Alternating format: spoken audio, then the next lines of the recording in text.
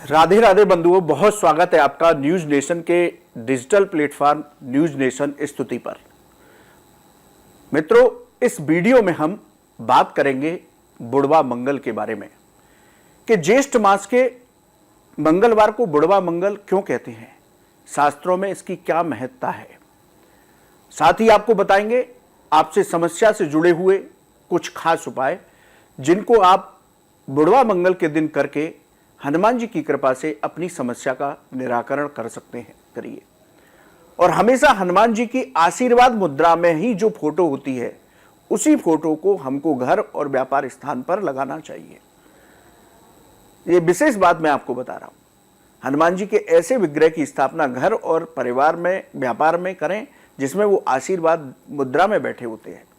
तो उनके समक्ष व्यापार स्थल पर आप 7 हनुमान चालीसा के पाठ कीजिए। मंगलवार को उनको बूंदी के लड्डुओं का भोग लगाइए और इन बूंदी के लड्डुओं को पूजा के बाद एक लड्डू गाय को दीजिए, एक लड्डू किसी पवित्र वृक्ष के नीचे रखिए जिससे चींटियां उसको खा लें,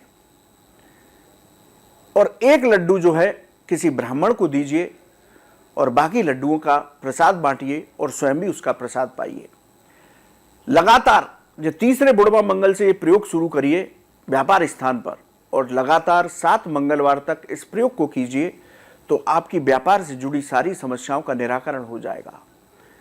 आपके व्यापार यदि रुक गया है तो वो चलने लगेगा, व्यापार में कहीं पैसा फंसा है तो वो पैसा भी आपका वापस मिलेगा, और स्थिर लक्ष्मी की प्राप्ति आपको व्यापार स्थान पर हनुमान जी की कृपा से होने लगेगी।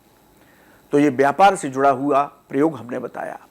अब देखिए, हनुमान जी के स्वरूप के बारे में आपको बता देता हूं।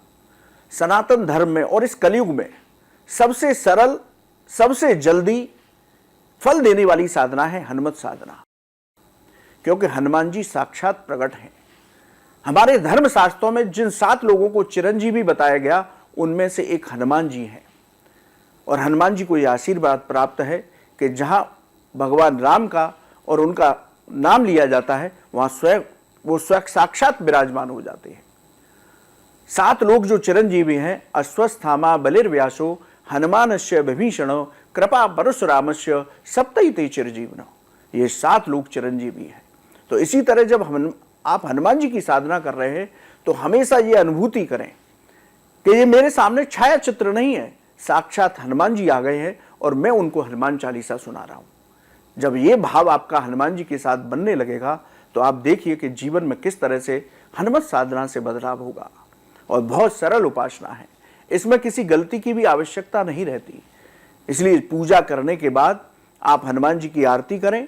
आरती करने के बाद क्षमा याचना करें, हे बाबा मुझसे कोई गलती हो गई हो, मैं आपका अबोध बालक हूं, बुद्धहीन हूं, तो मुझे आप क्षमा कीजिए और मेरी मनोकामना पूर्ण कीजिए। तो बंधुओं, इस वीडियो में हमने आपको तीसरे बुढ़वा मंगल पर किस तरह हनुमान जी के अपनी समस्याओं को लेकर प्रयोग करने चाहिए इसकी चर्चा की। इसी तरह हम आपके लिए